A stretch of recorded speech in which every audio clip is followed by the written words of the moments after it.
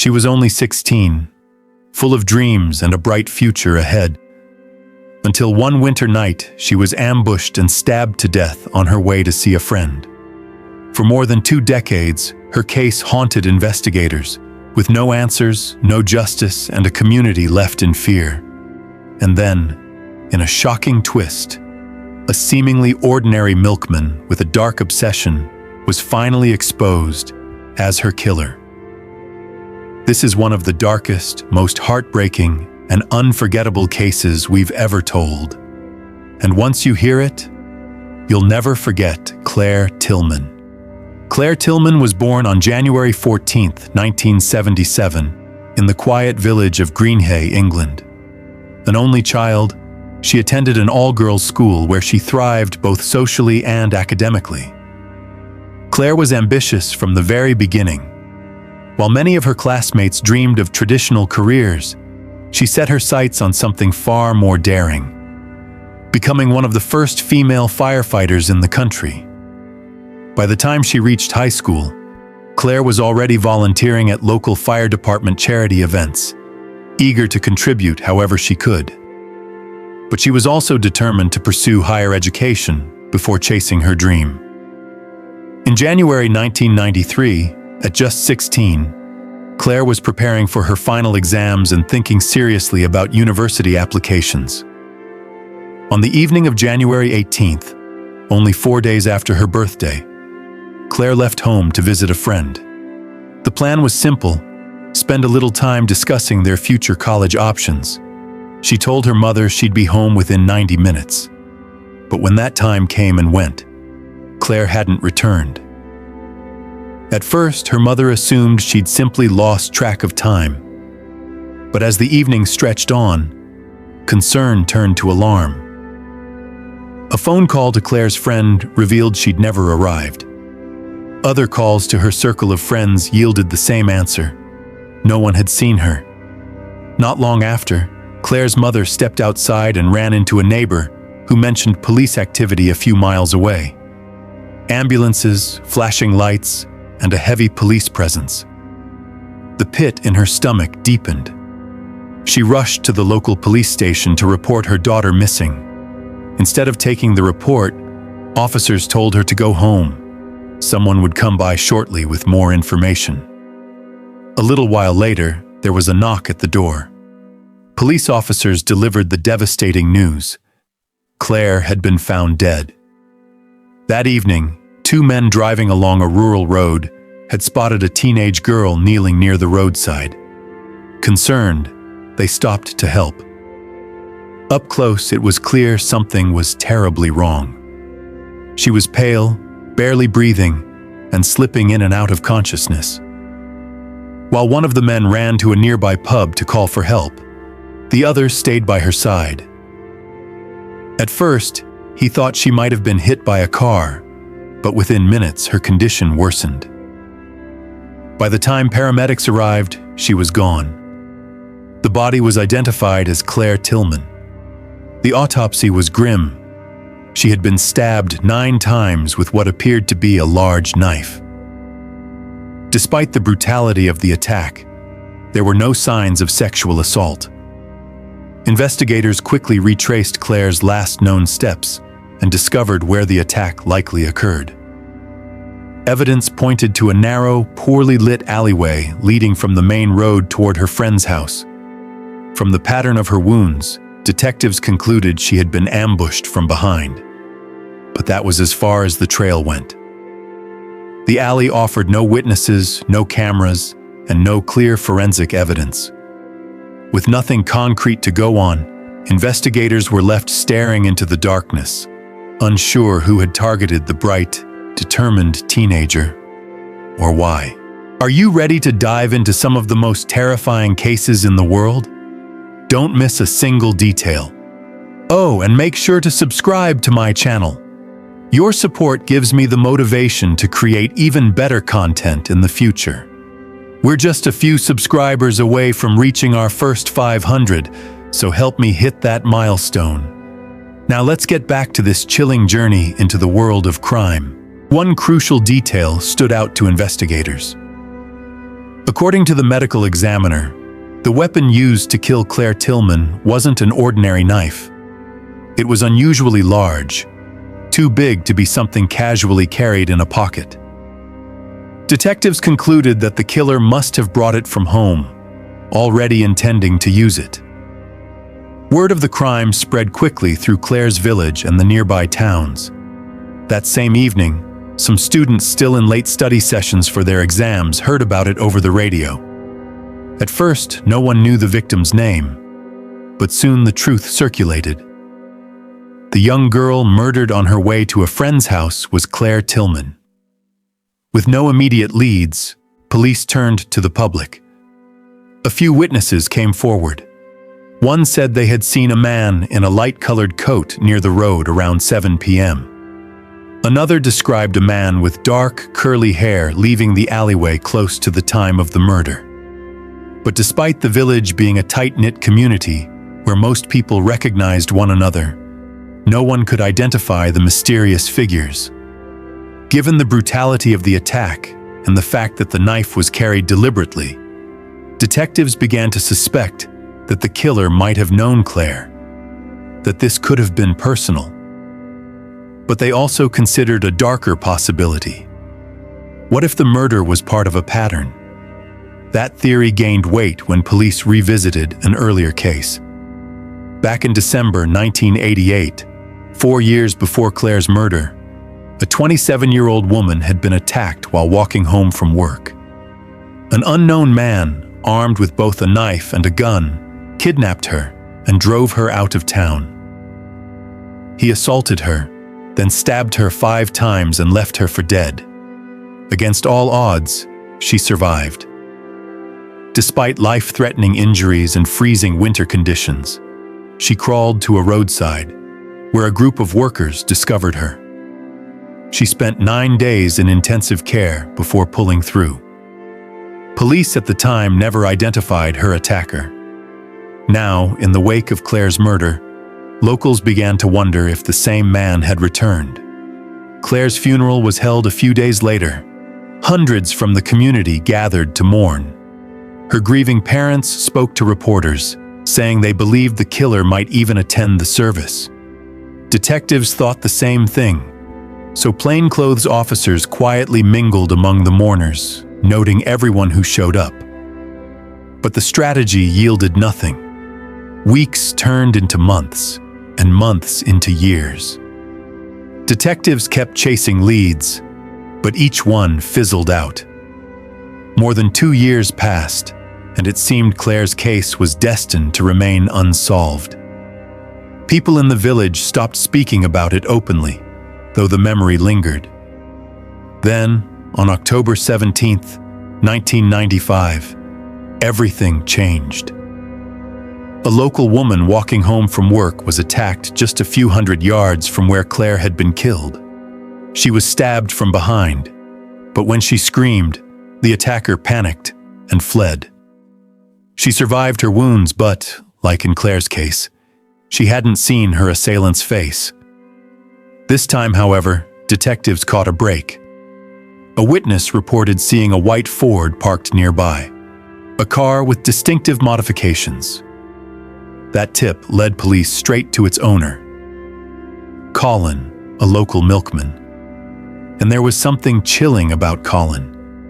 Right after Claire's murder years earlier, he had actually contacted police himself, claiming he'd seen a man with dark, curly hair near the scene. A few weeks after first speaking with police, detectives circled back to Colin for clarification. This time, they noticed something troubling. His timeline had shifted. Initially, he claimed he'd been driving down that same road around 6:30 p.m. Now, he insisted it was closer to 5:30. On its own, that might not have meant much. But the inconsistencies began stacking up. Colin's mother told police she had been with him that evening and that they were already home when Claire was attacked. Yet his name kept resurfacing.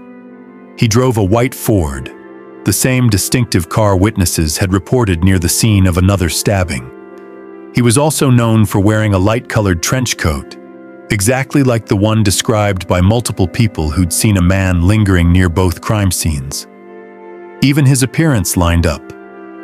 Colin had light hair, and at least 2 witnesses recalled spotting a fair-haired man in the alley where Claire was killed. With suspicions mounting, detectives secured a search warrant for his home. What they found changed everything. Inside, they recovered a large knife. Forensic experts later confirmed it matched the injuries on the most recent stabbing victim. But the knife wasn't the only disturbing discovery. Hidden away in his house was a private journal. Its contents left investigators stunned. In chilling detail, Colin had written about the 1988 attack on the 27-year-old woman who had miraculously survived. He called it his masterpiece, rating the crime a 95% success. When he learned she had lived, he wrote bitterly that next time he'd do better. The diary was a disturbing roadmap of his violent fantasies. He described once attempting to sneak into a care home to kill a resident, but abandoning the plan. He admitted his friends used to joke about him being a killer because of his obsession with knives. He even wrote about threatening his first victim, warning her not to give police his description or he'd harm someone else. Colin also confessed to the 1995 stabbing. According to his journal, he had become enraged with his girlfriend, convinced she was unfaithful. Fueled by jealousy and anger, he got into his car and drove aimlessly until he saw a lone woman walking home.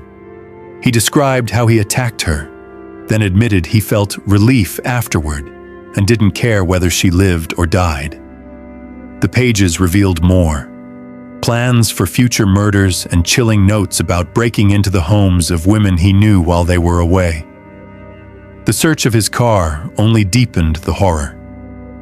Detectives found blood-stained clothing and a torn piece of a tie.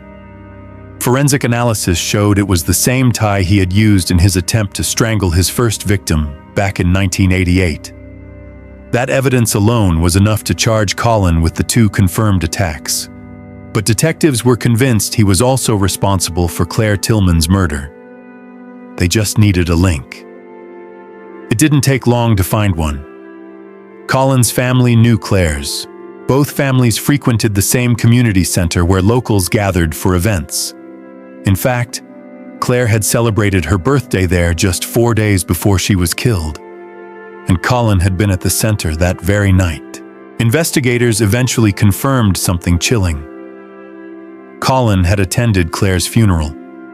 But even with that knowledge, they still didn't have a shred of physical evidence tying him directly to her murder. While Colin sat in custody for the other stabbings, detectives pressed him for answers. He denied any involvement. Instead, he tried to deflect suspicion, suggesting the real killer might have been a man who once played pool with Claire at the community center. According to Colin, that man left town shortly after the murder and was last seen at the funeral. Detectives tracked him down, but the lead quickly collapsed. The man didn't match any of the eyewitness descriptions, whereas Colin himself fit them perfectly. Still, without hard evidence, the case against him stalled.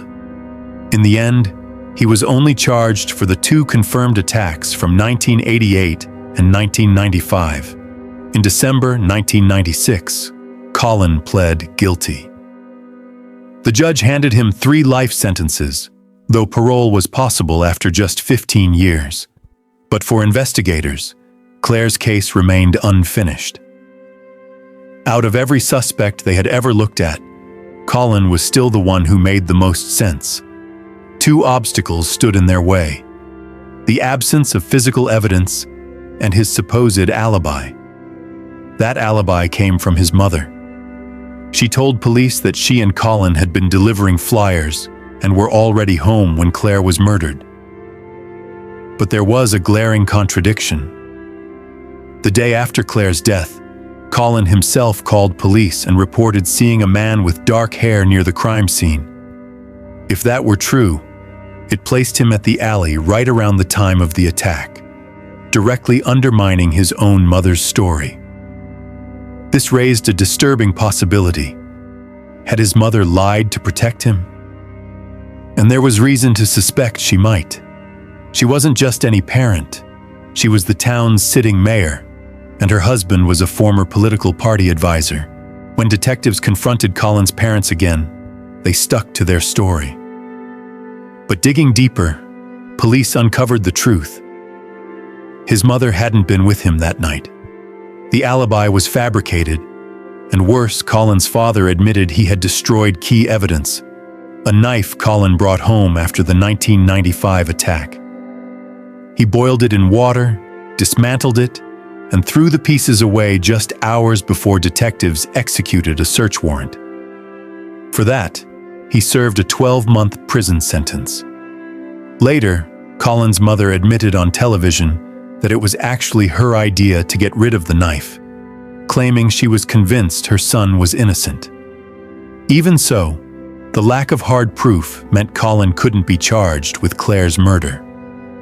While he served his sentences for the other attacks, detectives kept combing through his past. In a routine search of his prison cell, officers uncovered disturbing notes filled with graphic fantasies about women Colin knew, eerily similar to the writings in his earlier journal.